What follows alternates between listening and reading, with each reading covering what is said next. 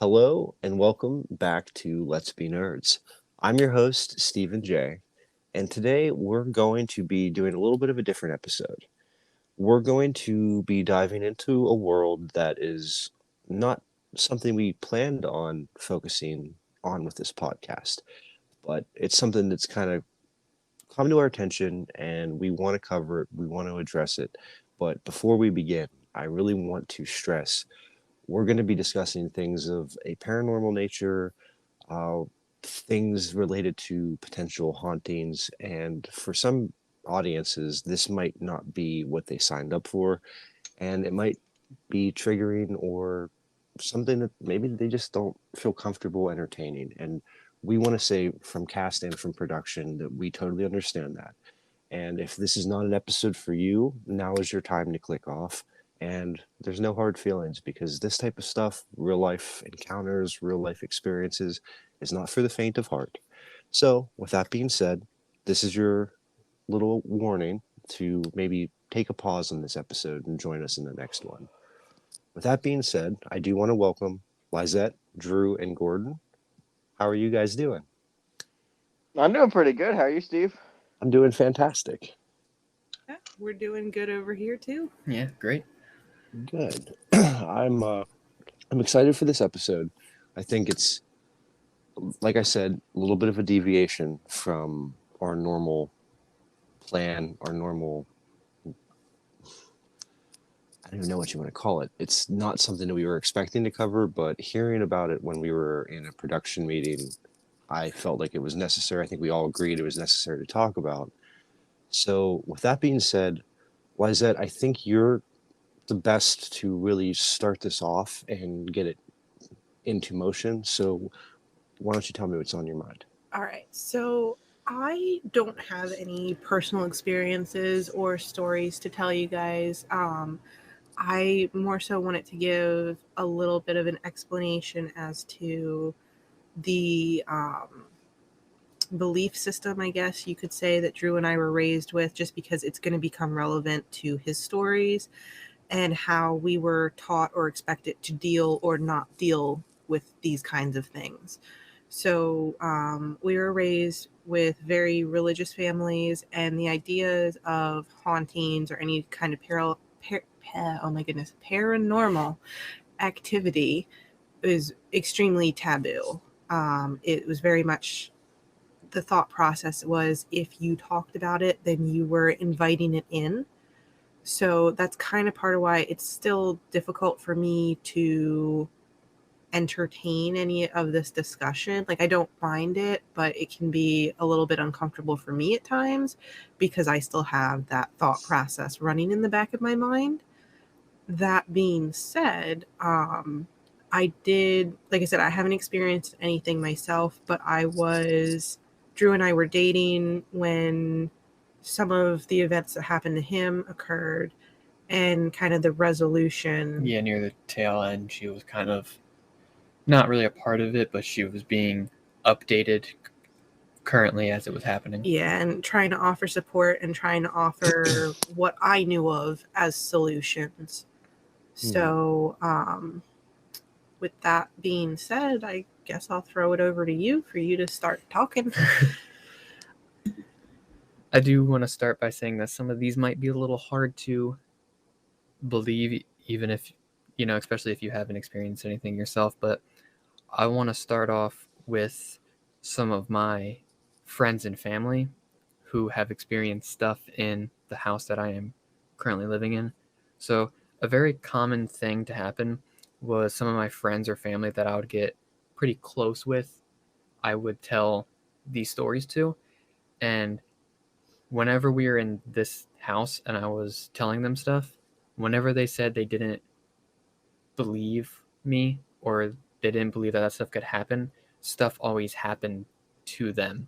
So I'm going to start by sharing their experiences because they're kind of shorter and not as crazy as some of the other things that have happened here. I think the first one was my cousin.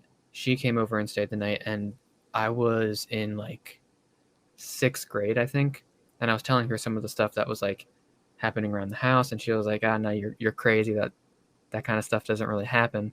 So back then, my dining room wasn't really a dining room. Like we had an old couch in there that pulled out into a bed, and we were laying on the bed because it pulled out into a couch, and it looked straight into the kitchen, and we were just standing there awake, and she was like, "I don't believe that you actually see what you say you see," and I was like, "I don't know how to prove it to you, but hopefully if we just stare into the dark abyss of my house, something will happen." Well, sure enough, we were sitting there and we saw this little creature that was probably not even three, probably like 2 feet tall, maybe, run across the kitchen floor onto the other side. And she just kind of stopped and stared and looked at me and was like, you saw that, right? And I was like, yes, this kind of stuff happens on the norm. Like, you see things run across the room, you see things out of the corner of your eye, you see shadows that look like taking the appearance of an actual person. Like, this is a very common thing for me to see. So it didn't really freak me out. Even back then, I was like, that's pretty tame for some of the other things that have happened. And I think it ran back and forth probably 3 or 4 times before I was like, I'm bored, I'm going to sleep. And she was like, I can't sleep now. And I was like, I told you this kind of stuff happens. I don't know what to tell you, but I'm going to bed because I'm not going to watch this stuff happen all night. Because back then it was kind of worse, and it was mainly just you would see things move at night, or like you would see something sitting on the couch, you would see something standing in the corner. Like, that was a very common thing to see if you walked around my house at night. So I just kind of left it be and I let it sit with her. And after she saw that and admitted it, she never saw anything again. Huh. So that's one of the more tame ones. One of my other cousins, he also didn't believe me. And we were sitting there playing Halo, broad daylight. It was probably like 2 p.m. And as we were playing, he just started moving his head back and forth, side to side, and like trying to see the TV, looking up, looking to the sides. And he started like yelling, "Get out of the way, I can't see," until he realized like 5 seconds in that there was nobody actually standing there. He couldn't see the TV for a few seconds. Oh. One of my other friends who also grew up in the same circumstances as me and my wife, he came over and stayed the night, and it was me, him, and 2 other of my friends, and he told me that he didn't believe anything was happening. And I told him, I was like, look, everybody else who has said that has experienced something. I was like, I know you're going to experience something, and I apologize in advance. So that night, we were all sleeping in the basement, and he told me that when everyone had passed out, he stayed awake, and he was laying on his side. He said out of nowhere, a hand grabbed his shoulder and pulled him back. And that's when he believed me that stuff happens in this house. Oh. So those are the most tame things. Those are the least scary things that have happened in this house. So like when I was younger, some other smaller things would happen. Like one time I was laying in bed, and my room is the only room to the attic, and it's basically like a rectangle hole in the ceiling with a piece of plywood over top of it. And as I was laying there, I was looking at it, and all of a sudden, it was like something started banging on it and trying to like pull it out, like lift it up, and it was just kind of like rocking and shaking, and something was banging on it. And that consisted for probably about 15-20 seconds, and then it just stopped. And it tried to be told to me that it was just a draft, but out of my 17 years of living here, it has never happened again. It's only happened that one time in my entire life. So that's another thing. Yeah. I used to get talked to. So like when I was younger, I would be outside by myself and I'd be swinging on the swing set and I would hear a voice say, "Drew, come inside." So I would walk inside and nobody called for me. People are like, "Oh, that's just your imagination." It's like, okay, but like I hear the same whispering voice all the time and nobody could really offer an explanation outside of it's your imagination. There were a couple of occasions when I would be laying in bed and the blankets would move, or I would go to pull up the blankets and I couldn't lift them. No matter how much I pulled the blanket up, it was like something was holding them down. And obviously that got explained to me was your blanket got caught on something. Or how I would be sleeping and I would feel something come and sit on the edge of my bed. And nobody really had an explanation for that one. One of the scariest ones that probably happened that was pretty tame was one day after school. I came home and I went to go lay down in bed. And when I laid down in bed, I kind of like jumped on my bed. When I jumped on my bed, the best way I can explain it is like if a snake could scream. And it was like right in my ear. It was so loud to me that it made my ear ring. Like my ear started ringing afterwards. And nobody else heard it. It was just me. I don't know how to explain that one. So, do you mean that when you landed on the bed, you felt something that felt like a snake, or was it just the No, noise? it was just the noise. But like the way I describe the noise is imagine if a snake had the ability to scream. Like a hiss on a scream. Yeah, pitch. kind of. Okay. That's the best way I can explain it. And it was so loud to me that it made my ear start ringing. Huh. Those are the least crazy things. Okay. I'm intrigued. I want to hear more. Yeah, me too. Some So of these are new to me. so the first time that something truly like life-changing, horrifying happened was it was just me and my brother home, and it was in the summer, and it was probably like lightly into the afternoon, like 1:30, 2 o'clock. Mhm. And me and my brother were both in the living room. He was playing on his iPod, and I was playing on the Xbox 360 Battlefield 3. And I was sitting there playing that, and what my mom would do is she would call the house phone, and if I didn't answer, she would use the answering machine to get my attention. Uh-huh. So basically she would call, I wouldn't hear it. So on the answering machine, because it was like a live thing, she'd be like, Drew, pick up the phone, Drew. And it was usually something along those lines. Mm-hmm. And I heard that, and I was like, my mom's trying to get me. So I put the controller down, went over, picked up the phone, and it was just a straight buzz. And I was like, okay, I missed the call. It's whatever. Mhm. Hung up, went back out there, started playing again. I heard the answering machine again. Drew, pick up the phone. Drew. So I went back there, picked up the phone. I was like, hello? And it was just dead ringing. And I was like, okay. I put the phone down and I looked at the messages and there were none. So I was like, that's kind of weird that I'm hearing the message isn't being saved. And then in the process of me thinking about that, it also clicked. I never heard the phone ring the second time. And I was like, okay, that's weird. Never heard the phone ring, just heard the answering machine.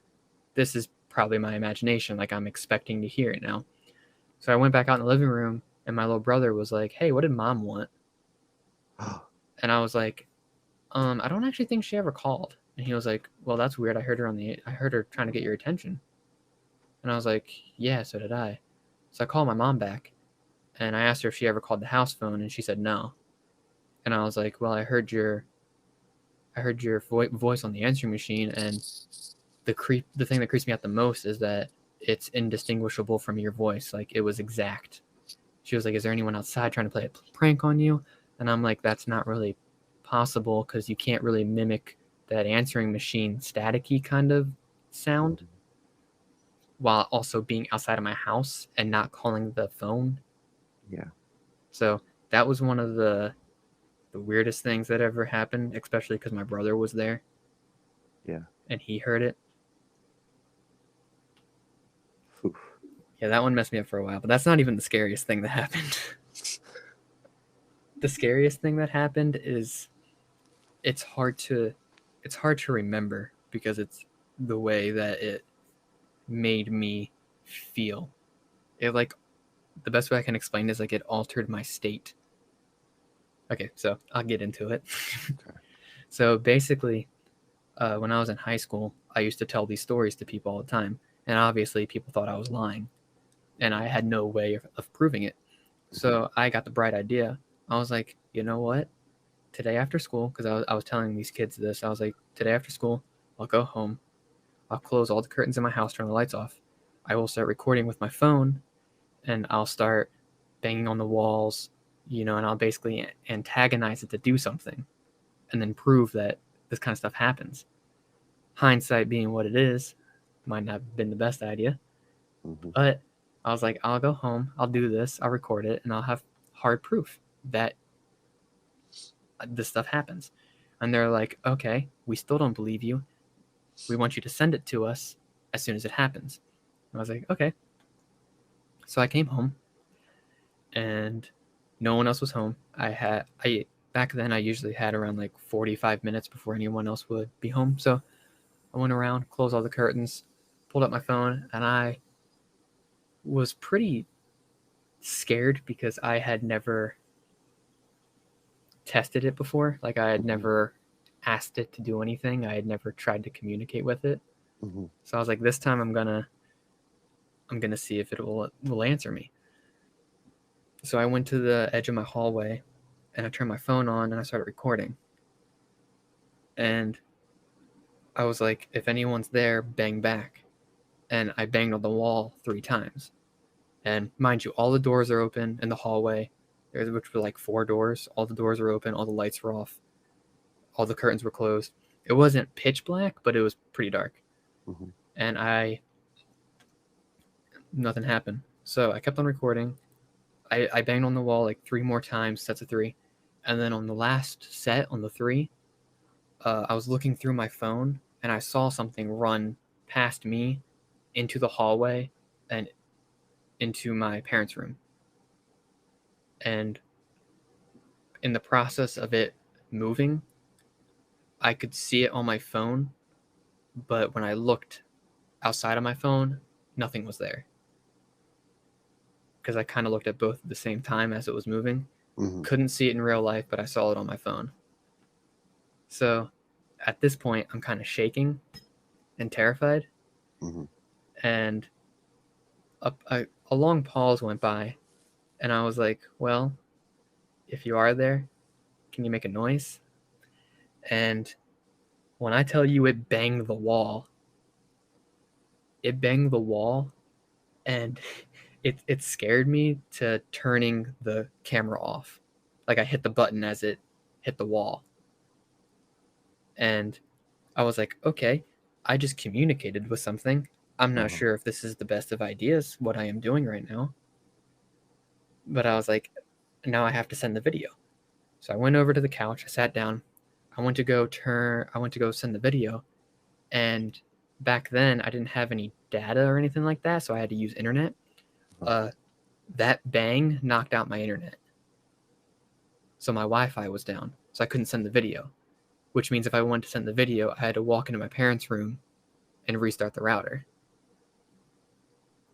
And this was like, I was thinking about it, I'm like, man, this is exactly how like horror movies work. This is exactly how horror video games work. Like this is pretty cliche that I have to do this now. So I went over to the edge of my hallway, pitch black.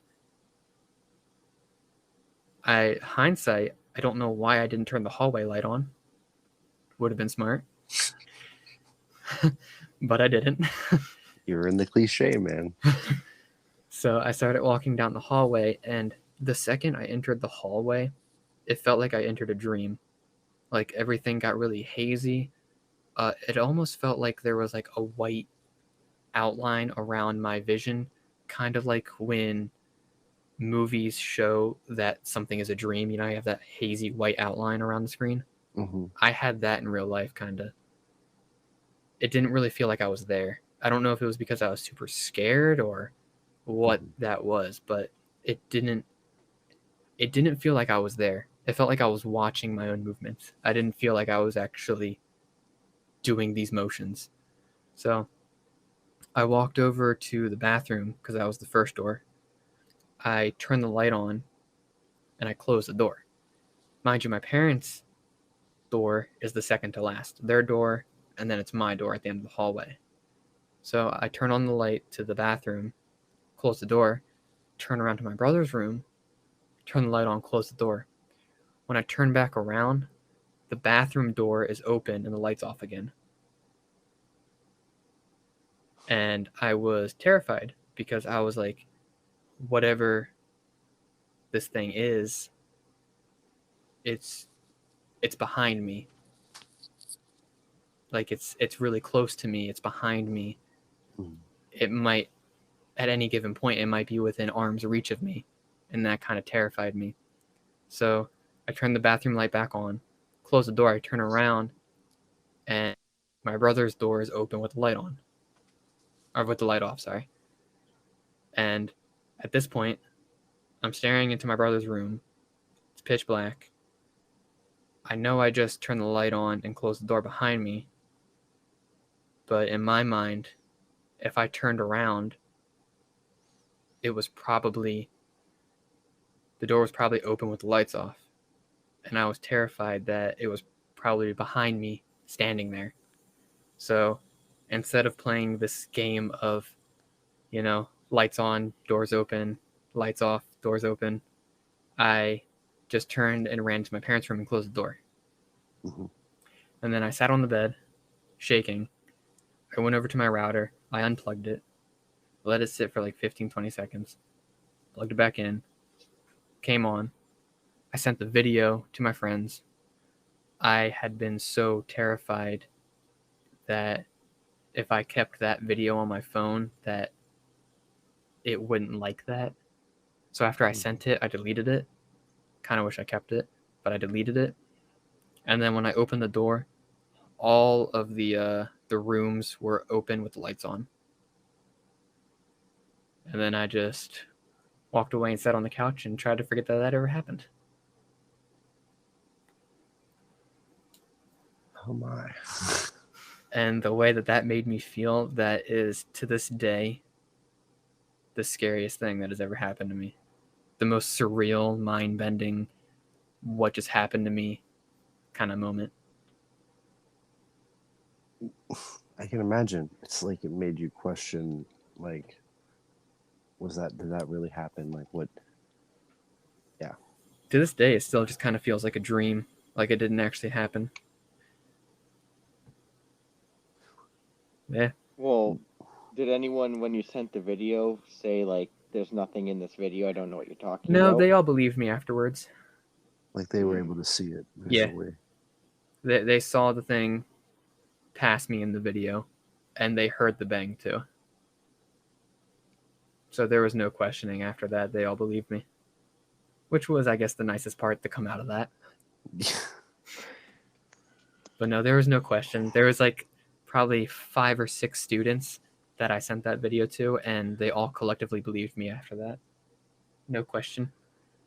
They didn't question any of my stories after that. I can understand. Yeah, if I received a video like that, I'd be pretty freaked out too. Yeah, this is kind of why my family didn't like me talking about my stories. Excuse me. So, his mom just recently, like in the past year, has started to accept that the stories that he said are true. Because there are a lot more stories, but not to that severity. Yeah. But it's like apparently your brother experienced some things as well, not nearly as many as you. But like we were out talking about it at a restaurant one time, and like his their mom kept saying, like, stop talking about it. There are other people that can hear you. And when we got back home, we talked about it a little bit more. And like her go-to was always, well, you guys could have had sleep paralysis and night terrors, and you played all those horror video games when you were young that you weren't supposed to play, and you did this and you did that. So it was just your imagination. And once I explained to her that I did not play horror games or watch horror movies because this stuff happened, she was kind of like, oh.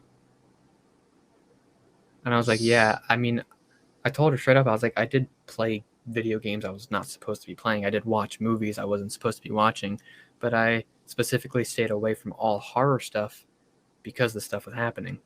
Yeah. And that's when she was like, oh. No apology, no nothing. She just dropped it after that. Yeah. And she did give you a little bit of a, well, why didn't you tell me? And it's like, and I'm sitting there in the back going, no, like he did, but you guys pushed him off. So I was the one who had to say, okay, we're going to fix this because I can't deal with it. So I guess the next question is how did you fix it? How did I fix it? Yes, that is The $1 million question. Yeah, this is where it gets a little. I want to warn people, this is where it gets a little religious. If people have been watching to this point and they don't want to hear any religious stuff, Okay. it's going to get a little religious. I just wanted to put a little fair warning out there. And before we dive into it, because I think this is probably a good spot to break for an ad read before we dive into that. So we will be right back after a word from our sponsor. So basically, obviously with how we were raised and stuff like that, when I would talk to my parents or to any other kind of adult figure about it, which really wasn't that many, it was mainly just my father. The only advice he gave me was to pray about it.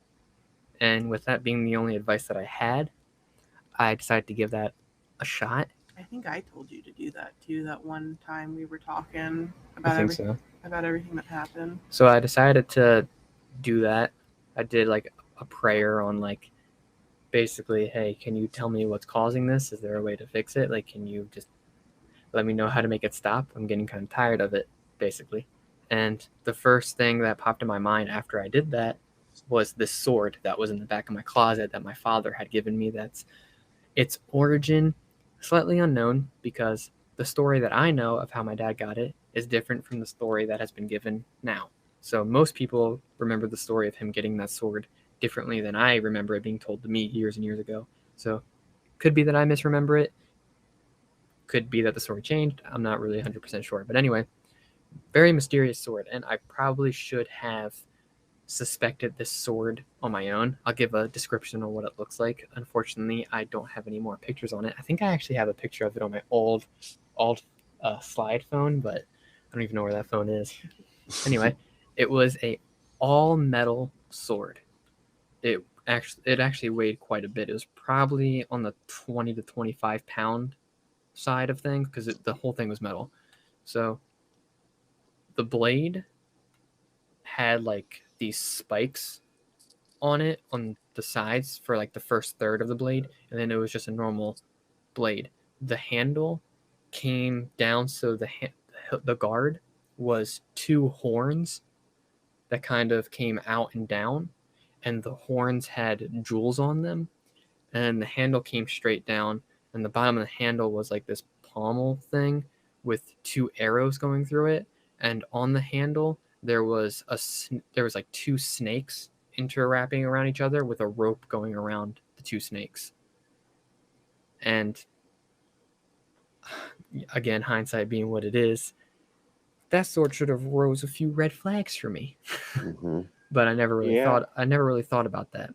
So when I kind of got to that conclusion, I sat on it for a while. I didn't do anything about it. And when I sat on it and I thought about getting rid of it, miraculously everything kind of settled. When I was thinking about what to do with the sword, everything kind of settled down. And I was like, well, that's kind of suspicious, I think. So I contacted one of my friends about it. And he was kind of in agreement, like, how about you try to break the sword? And I was like, okay. So it was right before I went to work. My parents had gone away camping because I decided to do this when nobody was home because I'm smart. It was a lovely experience. I was getting texted through the whole entire day going, what the fuck are you doing? So I went outside and this thing was completely metal. And I was like, back then we had these two metal pipes that came out of the ground, and it was a clothes hanger. You would, to hang your clothes up outside. These two big metal poles. So I went out there to them, had the sword, and I was like, well, I've heard that quote unquote demonic items are like damn near indestructible. So I'm going to try to dent and break the sword. I was swinging this sword like a baseball bat against these metal pipes, and I was bashing the tip of the sword into the metal pipes. Nothing. No dents, no scratches, no nothing. Still perfectly sharp. So I was like, okay, I'm going to try to bend it in half. I took the sword, laid it flat. I stepped on the edge of the blade. I took the handle, and I bent the sword to where the handle was touching, the bottom of the handle was touching the tip of the blade. And I was stepping on it, trying to break it. And I held it there for like a minute or two. When I let off, it went completely straight again. And I was like, this must be some really good craftsmanship because I can't dent it. I can't break it. When I bend it, it goes back into shape. Like swords are, like there are some swords capable of doing that, but only hand forged, because I'm really into forging and stuff like that. Only hand forged, steel is going to behave like that. Like that's a high quality sword. It's a couple $100 sword if it actually works like that. So it was getting close to me to have to go to work. So I took the sword, threw it on the ground, left it outside, went to work. I was telling my friend about it, and I was like, hey, do you want to come over, stay the night? We try to break the sword, try to destroy it, this, that, and the other. Like some paranormal stuff might happen. Like we could have a fun time, And my friend was like, dude, this sounds awesome. Let's do it. And I was like, all right, might get a little weird. I'm not sure. And now, mind you, because this is very important for what happens next, I told him this in private. Nobody else heard. Nobody else heard this, okay? This is very important because it was like halfway through our workday when I brought this up to him. And it was pretty later in the night because I worked at a restaurant back then.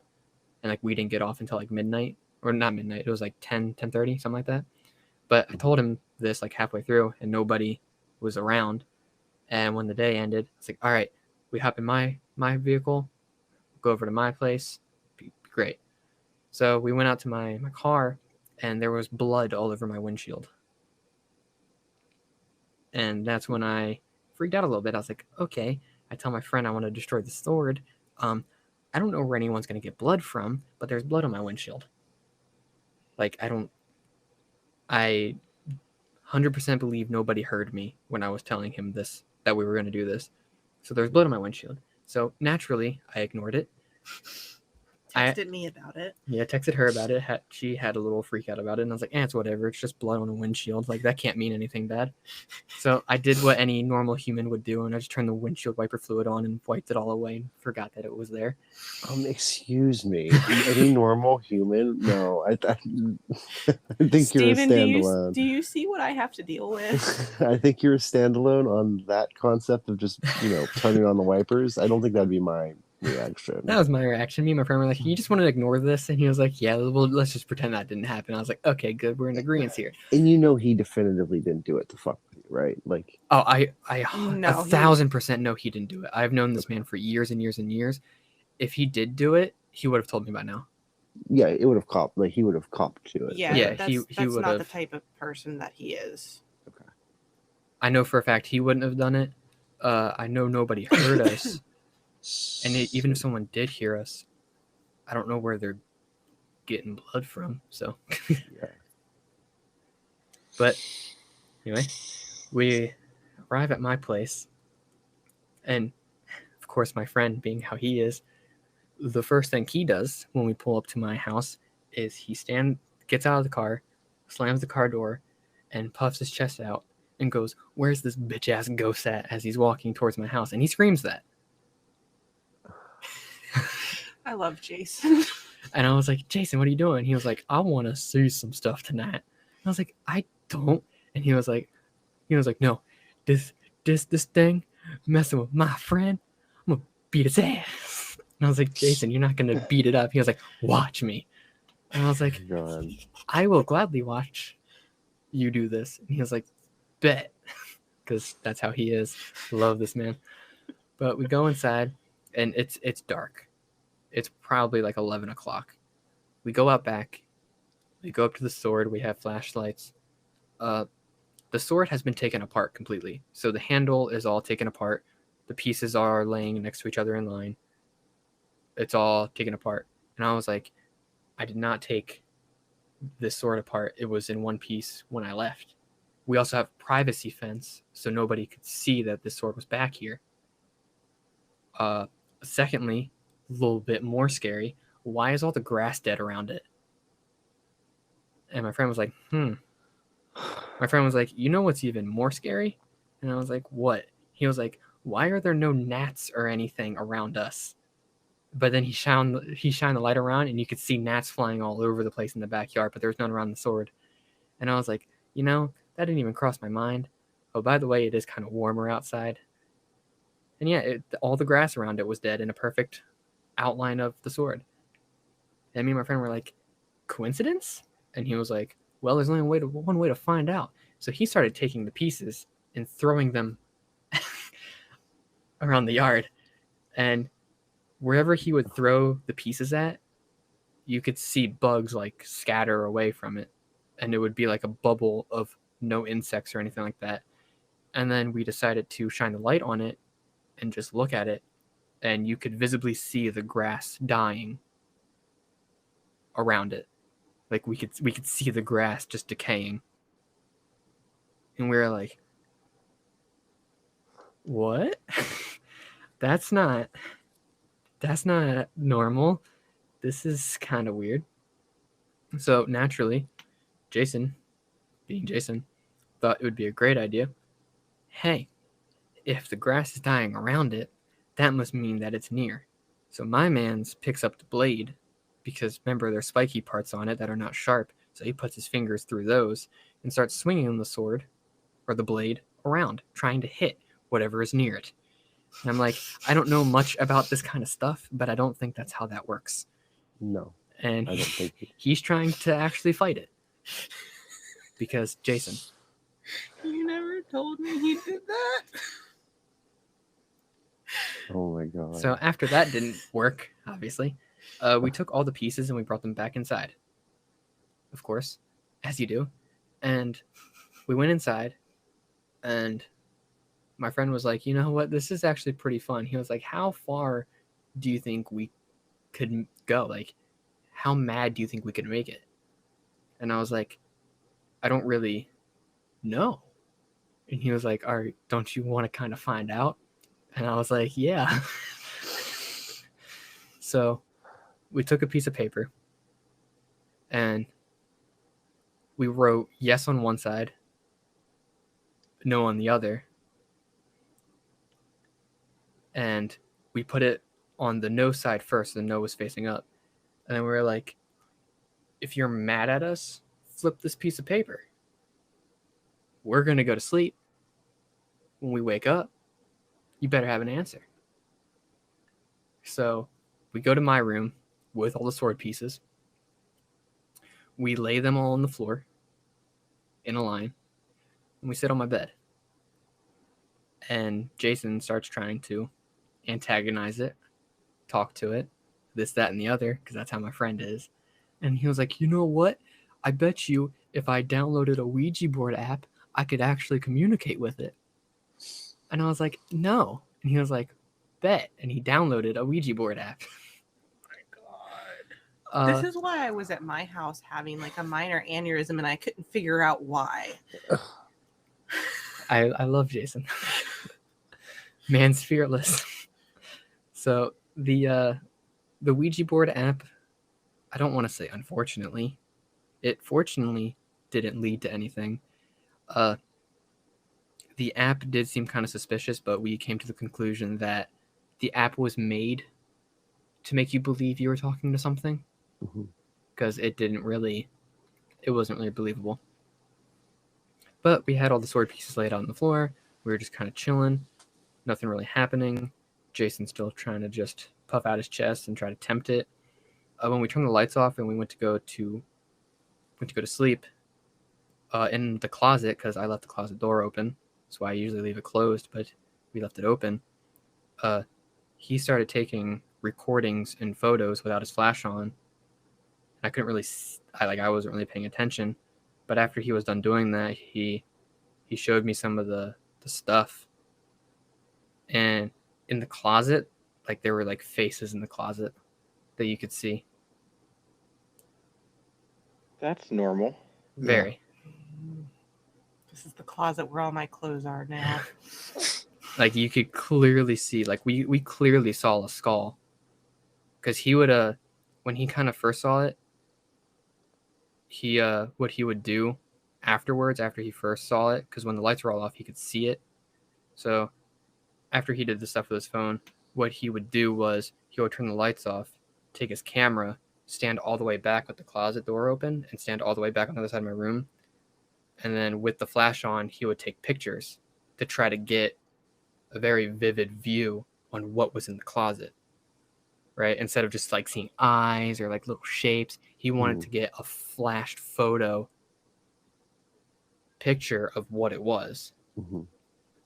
And when he did that, we looked at the phone, and in the bottom corner of one of my suit sleeves, you could see a skull, like an actual, like, it wasn't a human skull.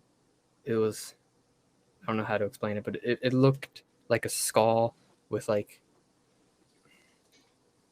blue, glowy, dead eyes, kind of.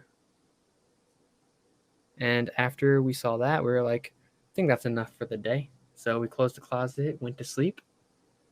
We we woke up the next day. The paper was miraculously not flipped over. It seemed like, I don't know how to explain it, but it seemed like the presence or like a weight was like lifted almost.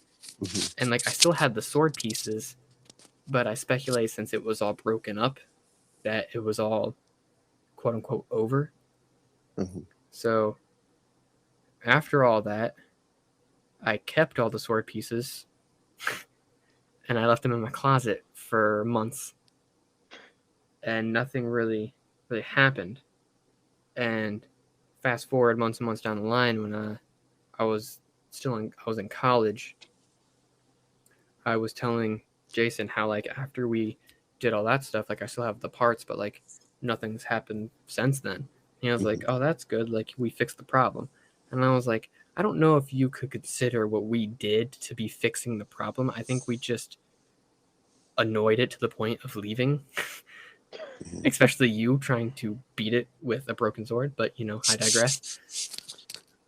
And one day, as I was going to leave for school, I opened my front door, and as I was getting ready to leave, I heard the basement door open and slam shut, and I stopped. I turned around, and I was like, "Can you please just stop it already?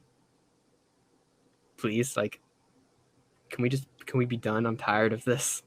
Like, you're not even scary anymore. Like, you're just annoying at this point." And I said that out loud. Went to school, came back. Like another 2 months went by. Nothing happened. Cleaned out my closet. Threw away all the sword stuff.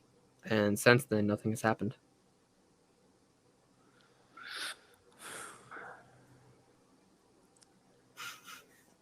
I want that sword. I don't know where it is now. You said it was your dad's sword. How did he does he know? Like, So we each have a different story of where this came from. So yeah, the story that I was told was that my dad's brother, my uncle, he was in the military, and he was also really into Taekwondo to the point where like he would travel across the world to do Taekwondo stuff. And from what I understood was he picked it up from a guy in his travels and then gave it to my dad. My dad gave it to me. Okay. But the story that I've heard since then was that his dad went and helped somebody like move some furniture around or do something the way that he goes and helps everybody out who needs stuff done. And the person, as payment, like gave him the sword, like, oh, you like this kind of stuff. Here, take this. And then he gave it to Drew because he's like, I don't want it, but here, have this.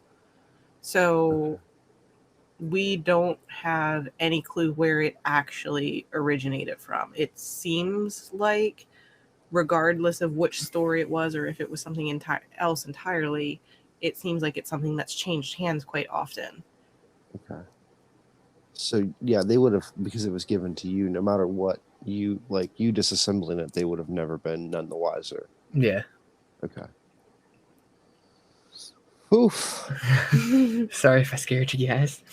I mean, it's definitely like creepy. I mean, there's a lot of details about that night when you messed it up with Jason that you did not tell me before now. I was sitting at home. I actually had one of my cousins staying the night with me, and I hadn't told her what was going on. But Drew called me when he found that blood on his car windshield, and I was talking on speaker on my car, and she figured out what we were talking about, and she got super freaked out, and she was like, wait, like one of the questions she asked me was, is this why Drew comes and stays at our house so much? Because he's trying to get away from that. I'm like, it's probably part of it, yeah. She's like, I won't ever make fun of him for coming to stay with us again. But I stayed up until like 2 a.m. because I kept texting him saying, hey, can you let me know when you guys are done? Whatever it is you're doing, can you let me know you're safe? And I kept sending text because apparently they'd already passed out or he was ignoring his phone. And I spent most of the night convinced he was dead. So,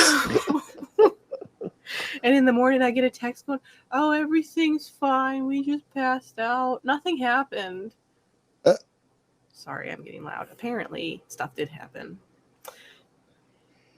Yeah, not the most crazy of stories for how it ends, but I don't know. That was actually a weird thing to say, but that was actually a fun time for me. Breaking the sword and like, I don't know. I think it was just because it was happening with my friend. Mm-hmm. I think that it made it kind of a little less scary and more fun. And Jason being Jason, I think it made for a pretty entertaining night for me. Now, if I was by myself, I think it would be a completely different tone. Mm-hmm. Yeah, I think that outcome could have been so much different had like Jason not been there. Yeah, the grass dying around it is still what kind of boggles my mind. Like I watched the grass die around it. No, I don't know why this sounds like the Spiderwick Chronicles to me. I'm not familiar with that one. Yeah, I'm not too familiar with Spiderwick. I know what Spiderwick Chronicles is, but I'm not too familiar with it. It's a movie with these like little gremlin-like creatures that have like, to protect them, there's like a magical barrier around. But besides that, it was like the grass died wherever they stood for longer periods of time. Huh. You could always see them if like they touched you or got their saliva on you in any like way, like into your eyes. That's the only way you would be able to see them without like special conditions needing to be met, so to speak. Mm. It just kind of sounded like that. You think it's a gremlin sword? When I say that I watched the grass die, I mean like it was completely like gray, withered, and crunchy within like 5 minutes. Oh, that's impressive. That's creepy. Oh. Yeah. So, Steven, you had some stories to share with us as well. Yeah. I'm just trying to think. I'm like still processing. Yeah, it's a little bit to process. So kind of from a different perspective, grew up in a Christian non-denominational church. So essentially what that meant is like my parents would teach from the Bible, read the Bible to me, educate me on the stories and what have you, and like practice like fundamental Christian values, but we never were backed by like a church or what have you.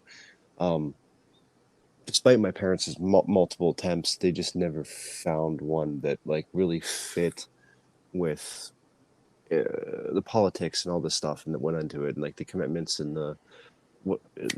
My grandpa was Catholic, and that's a whole cult in itself. So they were like basically not going to be in Catholicism. They were just going to basically teach from home. So I'm very thankful that they did, because I think that it helped with the type of situation that we had. So like the ground that their house is built on was given to them by my dad's dad. And my dad originally had just put up a trailer on the property with the intent of building a log cabin down the road, which lo and behold, they ended up doing once they were married. But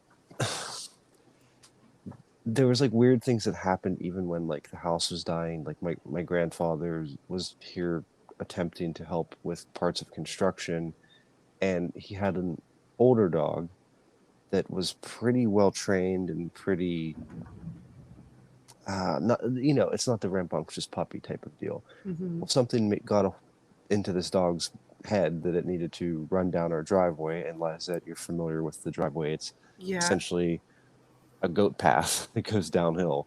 Yeah. And for whatever reason, this dog got out of sight and took off down over the driveway, which was very uncommon for this dog's age and its training.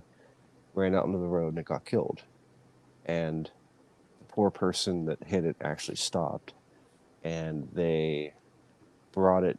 They walked the dog up in their arms up to the house to see the then they realized the construction site, and they were like basically bringing this severely injured dog up to like find the owner and apologize and what have you. So that promptly stopped construction on the house, as everybody was like, holy crap, how did this happen? This dog never leaves the ground, never wanders more than to the trailer and back for food. And being that it was very upsetting, obviously, to my grandfather, who was a big animal lover, my dad, as a way of trying to like not make him deal with the burden, offered to build like a pet cemetery, so to speak, what would turn into a pet cemetery, I should say, above behind the house on a hillside. There was a level plateau, and then it keeps going up the rest of the hillside. And my dad knew about it, and he said, well, I'll be glad to take care of burying it. We have the equipment here, that way, my pap didn't have to deal with it. So that comes back into play later on. My first run-in that I can remember in this house was we had our dog at the time. His name was Sam, and he had we had a green like iced tea pitcher for him that we would always fill up with ice and water from the kitchen and walk it back downstairs. Well, that was one of my responsibilities, is making sure Sam had food and water. And it was late at night, and for whatever reason, I think we were all staying up and watching a movie, and we were all in the basement. And I realized that Sam, needed to be taken care of before we went to sleep. And so I ran up the steps with the pitcher and filled up his, ice and water. And I'm standing over the sink, and directly behind me is, the wall of the kitchen, but also the doorway to the basement. Mm-hmm. And I remember like just that weird feeling of being watched, and there's windows above the kitchen sink, and I like looked up into the window, and I half felt like I saw somebody in the reflection of the window in the doorway. But I realized I'm like, no, like somebody would have said something, like I'm just seeing things. So finished filling up the pitcher, and I realized I filled it too full. So I pick it up and I turn around, and I'm like looking at the water, being like, oh God, am I going to like spill this on my way down the steps? And as I crossed from the linoleum of the kitchen into the carpeted area right before the basement, it was like I walked through a wall of ice, is the best way I can describe it. It was an instant full body sensory overload. That's And exactly. Sorry. it was a weird sensation. Did that happen to you too? Yeah, that's like when I went into the hallway. That's like exactly what I felt like. It was bizarre. It was almost like I walked into Like a something that, freezer almost, but you weren't yeah, cold. and it felt like everything, as soon as I hit it, it was like it was fleeting, like it was dispersing. Yeah, like you felt cold, but you were not shivering or actually cold. Yes. And I remember it was like it was so weird because like I froze when it happened, and I was so worried about spilling. It was like a surreal moment where a little bit of the water crashed over the lip of the iced tea pitcher because it didn't have a lid on it. And I just remember like being hyper focused on like the water, like the splash it was like I was watching it in slow-mo, like fall from the pitcher and make its imprint in the carpet. And it was like almost like out of body because it was like normally that happens and it's just like a splash and it's over, but it felt like it took forever. And so I just kind of stood there for a second and like, what just happened to me? And I like eventually kind of just got my bearings and went back downstairs and filled up his water bowl, and I didn't say anything to anyone. And then there would be these different times where, and I think that I maybe noticed them before but never thought anything of it. But after that event, I just kept noticing that like I would hear people like walking around. I was on the basement, I'd hear people walking around in the basement. I'd hear people walking around on the floors above me. But I started to not just take it as, oh, well, mom and dad's up or somebody's moving around or whatever. And I started to like actually investigate it. And I'd go up and I'd realize that they're both still in bed, or my brother's still in his room, or whatever the case was. And so I started to kind of become more aware that like the things I were here was not just the pipes, was not just the fact that there's wood floors. Like it was actually something that I should be aware of.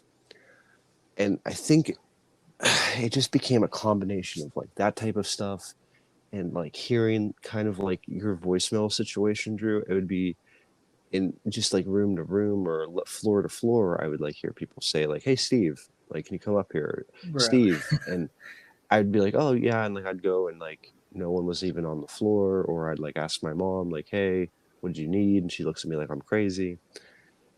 So eventually, enough of stuff like that. Oh no, I do stand corrected. I had a terrible nightmare about. Wait. Before you say this, sorry, I have to interrupt. Mhm. Because if you're about to say what I think you're about to say, I I used to have dreams where the paranormal would mess with me in my dreams. And continue. Yeah. So I should explain that where this water incident happened, there's a door to that downstairs basement, and it's a double door. So like it's cut in half, and both of them, both the top half and the bottom half, swing in unison, open and close, or individually. And then if you're in the basement, you can deadbolt. It's essentially deadbolt the doors closed. And hold on, I apologize. I have to give me 1 second.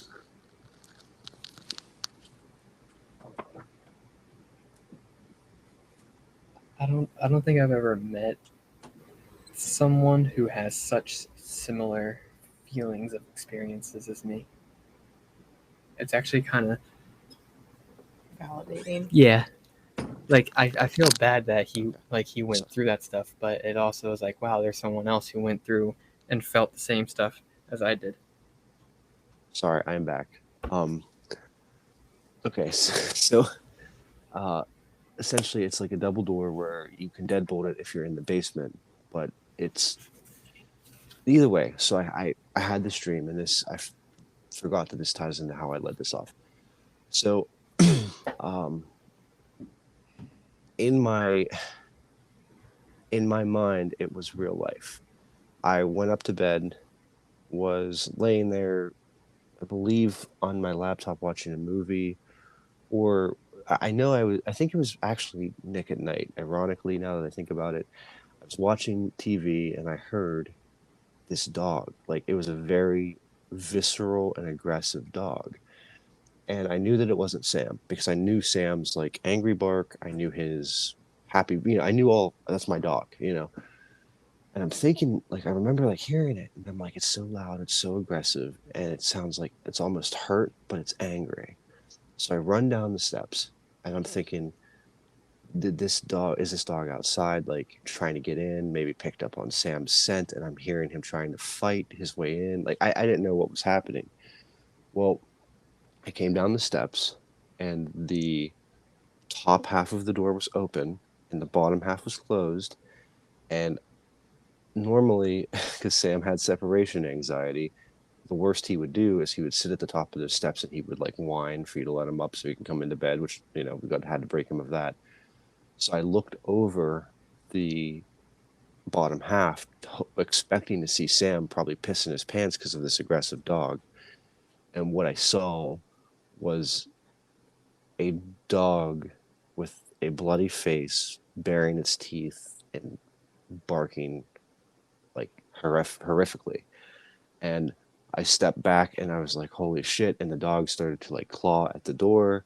And I look back over and it's like, at this point, it's kind of like jumping and trying to like get at me or get over. And it felt like such reality. And I woke up and I was like, how was that not real life? Because I woke up in like the same position and it was bizarre. I went downstairs. Sure enough, at the bottom of those stairs, there's a square landing, and Sam was down there, like where he always, like, if he wasn't wanting to get upstairs, he was sleeping on that landing and the carpeting, and he was there peacefully sleeping. And I was like, this was bizarre. So I approached my dad about it. I told him, I was like, hey, this happened. Well, this kind of got the whole, oh, well, our minds are a movie theater. When we go to sleep, we want to be entertained. And, like, I understand he's trying to calm a kid down. But eventually I just kept pressing it to the point where, like, I had to get answers out of them. That's how I found out that the dog that died here when the house was being built, when I saw a photo of it, that was the dog. And my parents, once they realized that it was okay to talk to me about, were very open minded in the sense where they're like, yeah, we see it too. There's weird shit. By and large, it's not harmful. There are things that have happened, like fishing rods have fallen and gotten broken. My dad said he has a story about that. My mom has a story of ceramics that she has on a shelf that are high up in our A-frame ceiling, falling and either getting broken or falling and landing softly and not being damaged. And it's like a weird thing. Like, you would think that they would all fall and break, but some of them will land and they'll be just fine.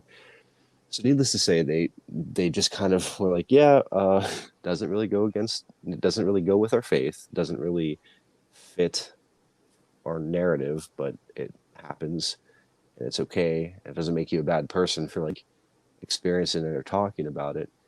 But like they said that once you kind of acknowledge it, it doesn't really become aggressive.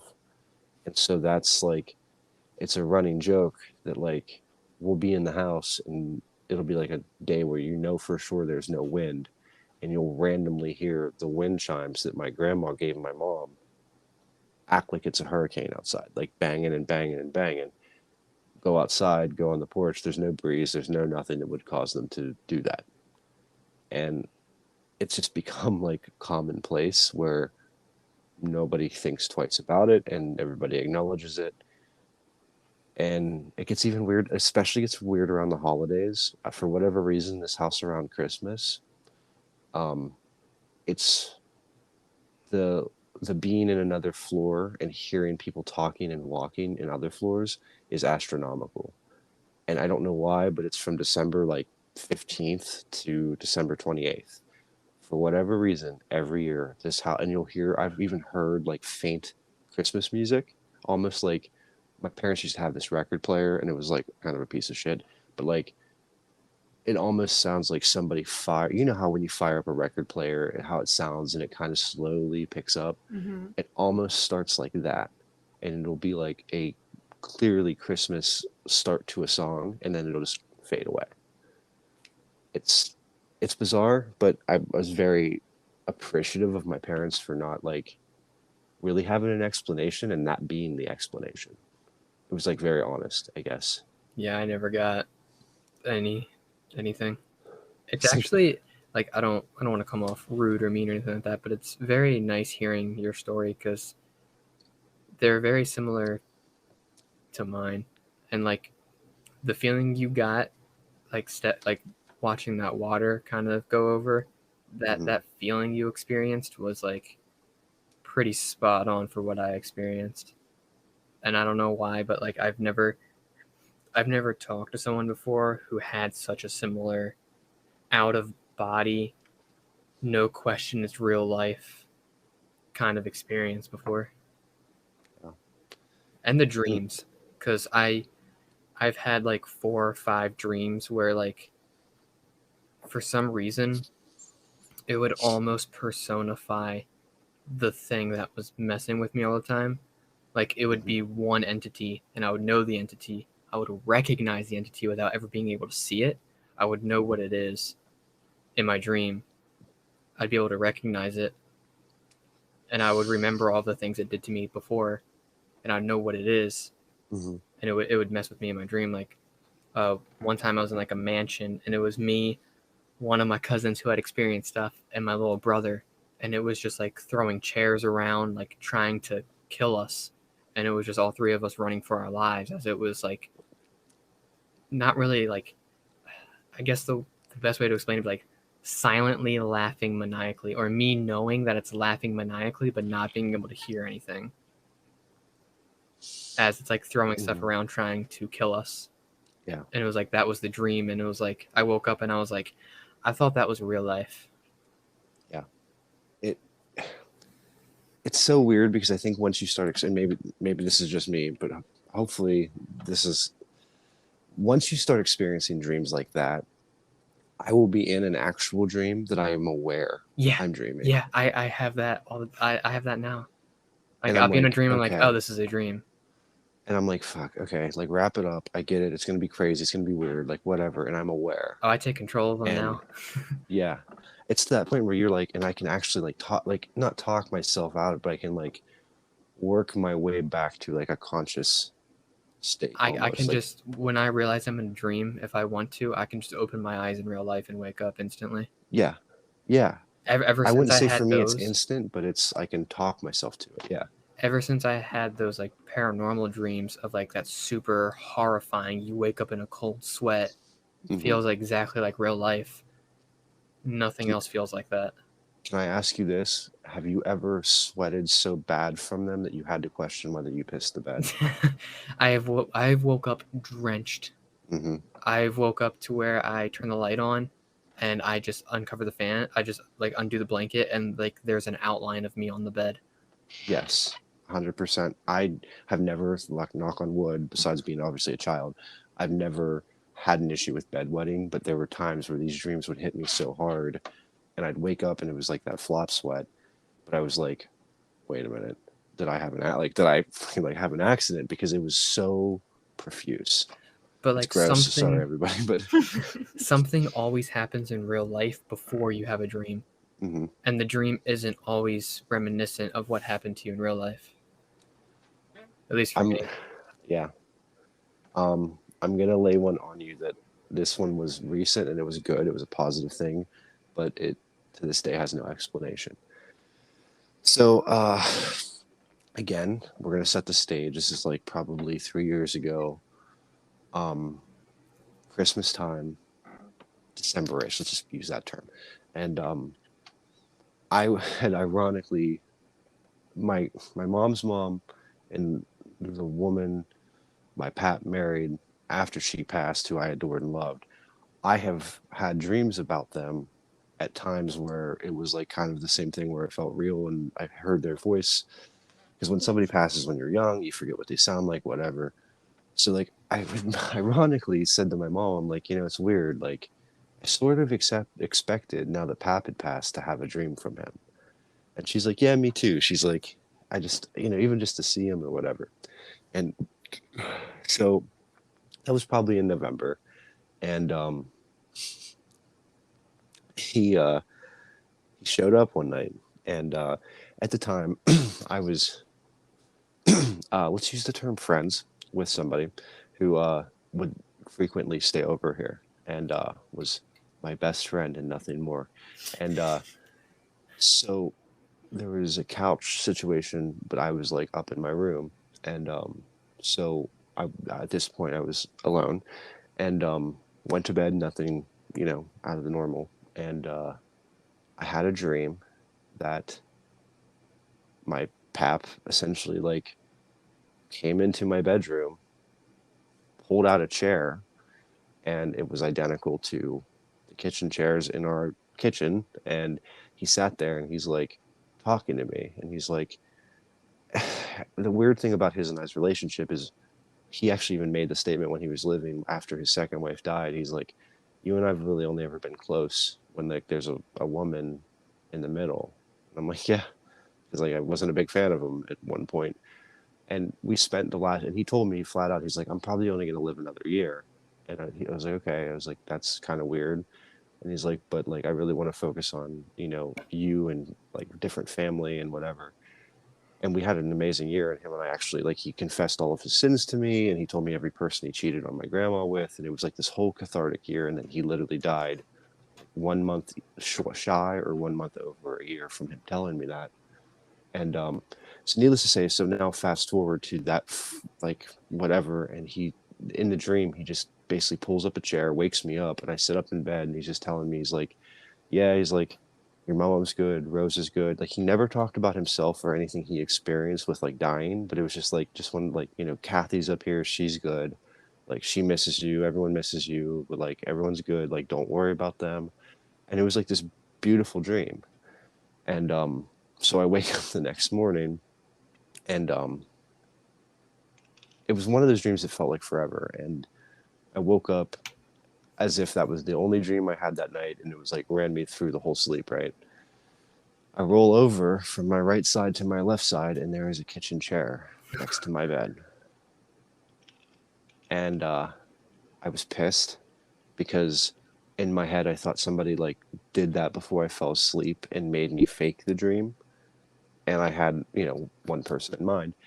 And so I like went to everybody and I'm like, you like, what are you doing? Like, why was this chair in my room? Like, were you fucking with me? Like, what the deal? And like, everyone was like, why the fuck was that chair in your room? And they were like blaming me. And I'm like, and this person had to flat out be like, we were up to like 1, and I watched him go to bed, and like I know that he didn't take a chair, but like it came down to that because nobody had an explanation. And it was like the exact chair from the dream was the kitchen chair that was beside my bed. I remember you telling me part of this, but I don't think you ever told me the dream part of it before. It was more like, it was weird because it was like he wasn't talking about himself. He was like, he was just like, everything's good, like life's good, like just a casual, like it was literally like he had never died. It was bizarre. I don't know. I feel like things can. I think saying influence your dreams would be not quite what I'm going for, but I mean, I know for myself, since my mom's passed away, I remember there have been several occasions where I've gone to bed or like spent a whole day being like, I wish I could have one more conversation with her about this one thing that's going on or whatever. And I'd have a dream about her that night. She never addressed the problem that I was dealing with because why would she? She would never make it that easy for me. But, and you know that's true. Yeah, I've had one dream with her mom in it since she passed. You never told me that. I thought I did. Mm-mm. Well, it's a short story. I'll explain it real fast. So basically, I don't know if you've seen Dragon Ball Z, but the world that King Kai lives on. It's like a giant circle, and you can see the curve and stuff like that.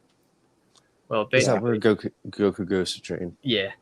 Yeah. I was with Lizette, and we were walking up to this trailer. Oh, you did tell me. Okay. I This remember. trailer, and like the whole like outer part was just kind of like white, and like we were walking up to this trailer, and her mom walks out, and I'm standing next to Lizette, and she looks at me, looks at Lizette, and looks at me. She's like, "What is this? What are you doing?" And I was like, "Yeah, never really." I was like, "Unfortunately, never really got a chance to tell you this, but I've married Lizette." And she like leaned back a little bit and started shaking her head. She went back into the trailer and came out with a horse whip and started beating me with it. And that was the whole dream. I've never had a dream with her in it since.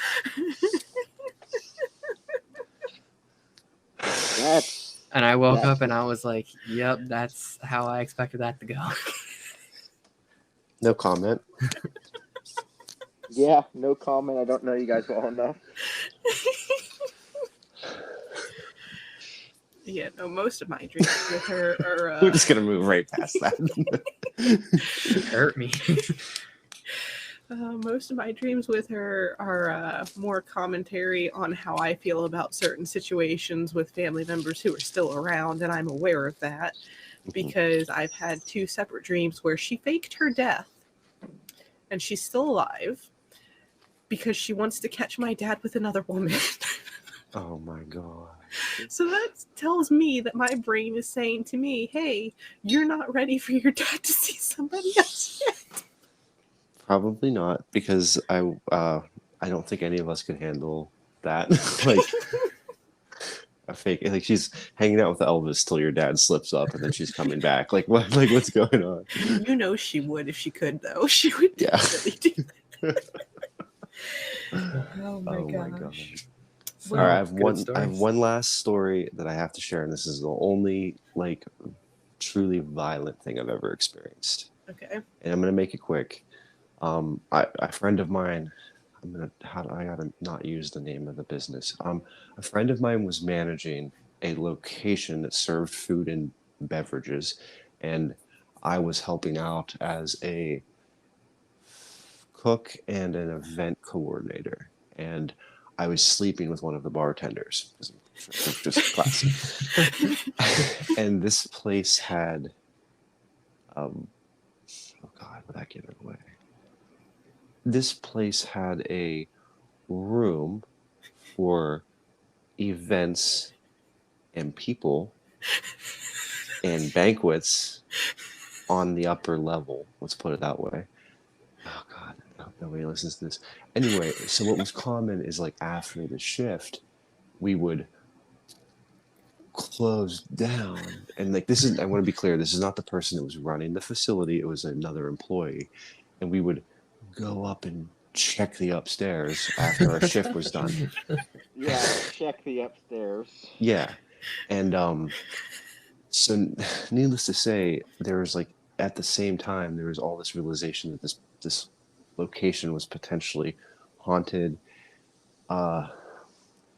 due to the nature of work that they facilitated and supported locally. People could potentially die in the line of work, and so they felt that prior people had died in line of service and came back there to like stay. And they actually ended up they were in the process at this time of bringing in paranormal investigators. And so I was not really a believer in this. I thought that it was this bartender, the paranormal investigator was friends with the bartender I was sleeping with. And I'm like, you're just trying to get your friend a cool 250. You know what I mean? Like, it's not really happening. Well, and it was also cutting into my sex life because, oh, well, we're not going to go upstairs anymore. It's haunted. I'm like, no, we're going to go upstairs. And so, like, I essentially one night got the bright idea that I'm like, I'm going to prove to you that it's not true. So didn't turn on any lights, which was kind of normal. And went up, pulled out a chair, took it into the middle of the thing, and I sat down and was like, do your worst, fuck me up, I don't believe you exist, I'm here now. Like, I was just talking shit. And like, I was, just didn't give a shit at this point. Nothing happened, right? So I don't end up getting to check the upstairs. And I go home and I get in the shower and I'm pissed and I realize that at first I think that I just turned the water on too hot. And when I look down, I realize that it's not a temperature all over thing. It's like specific. And I look down at my chest and I had 3 lines from my right shoulder down to below my left rib cage, like my left. They were, because of the water hitting them, it, like, I guess, made them appear, and they felt like a burn.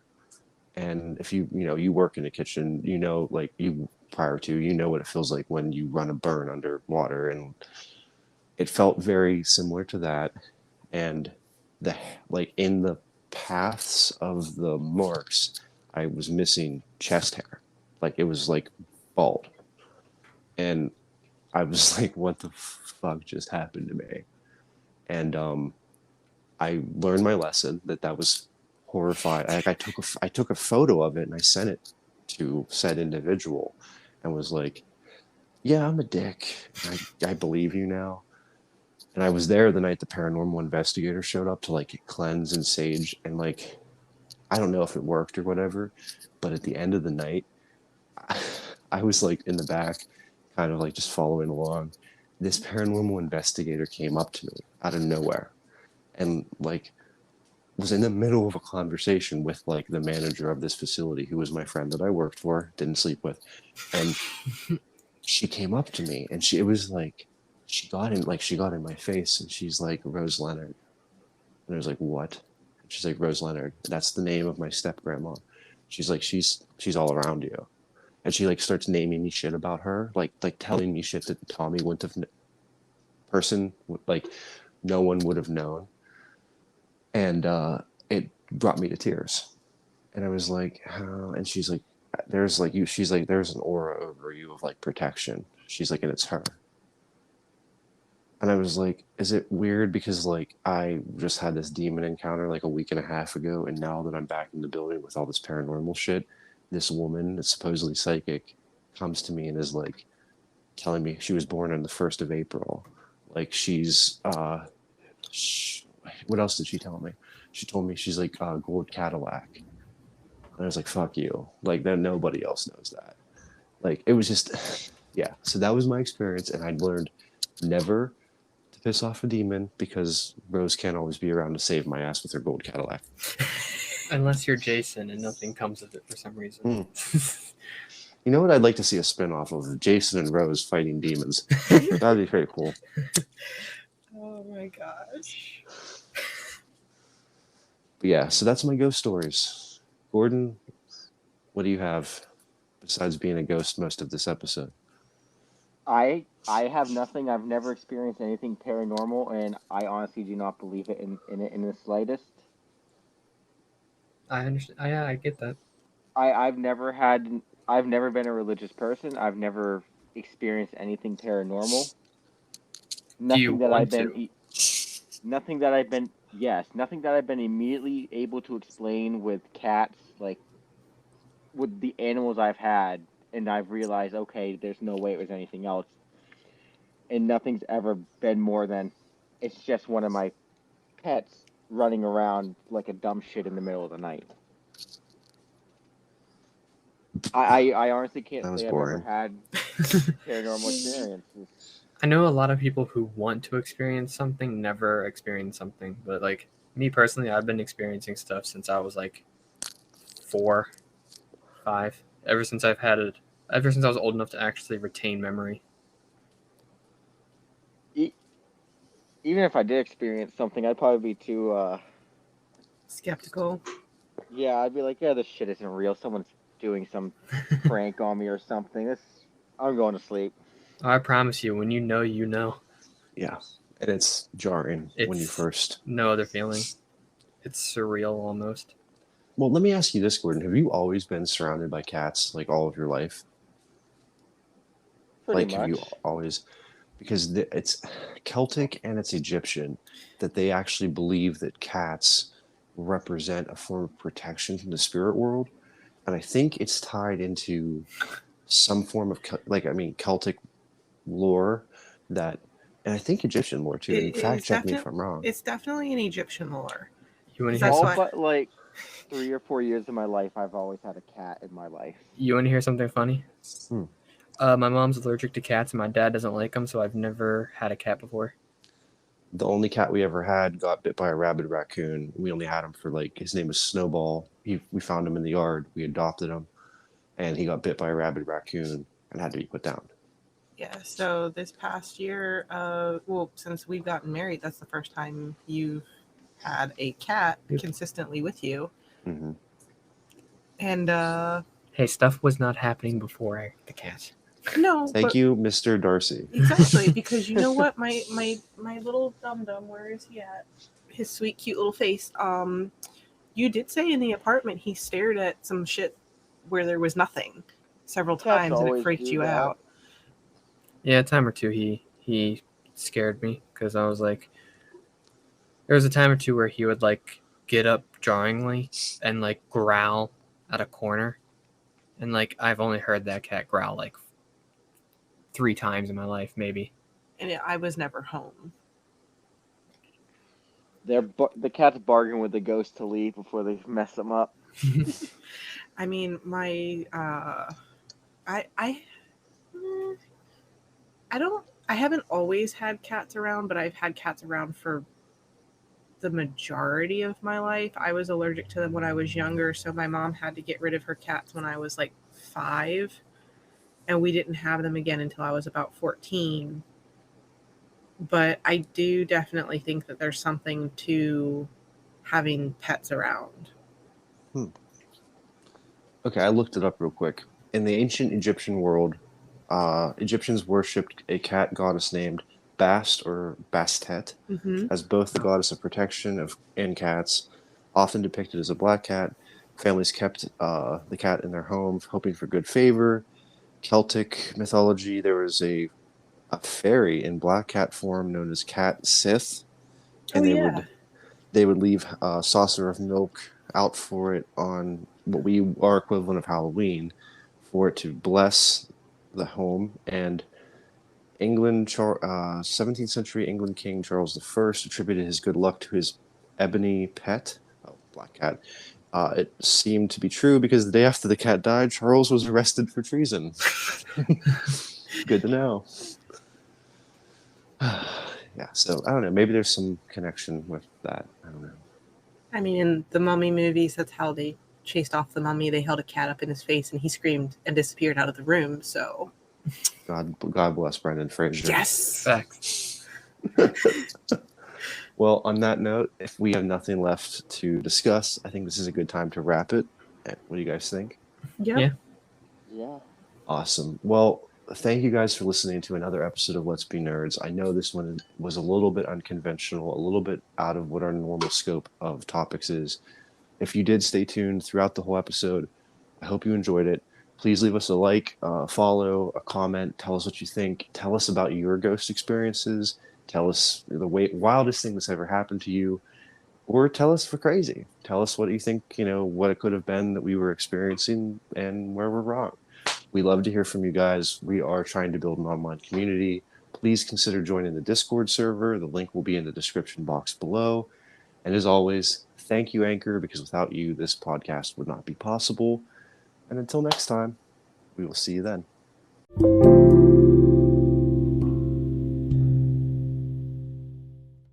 Let's Be Nerds is hosted and executive produced by Gordon Bryant and me, Stephen J. McLean.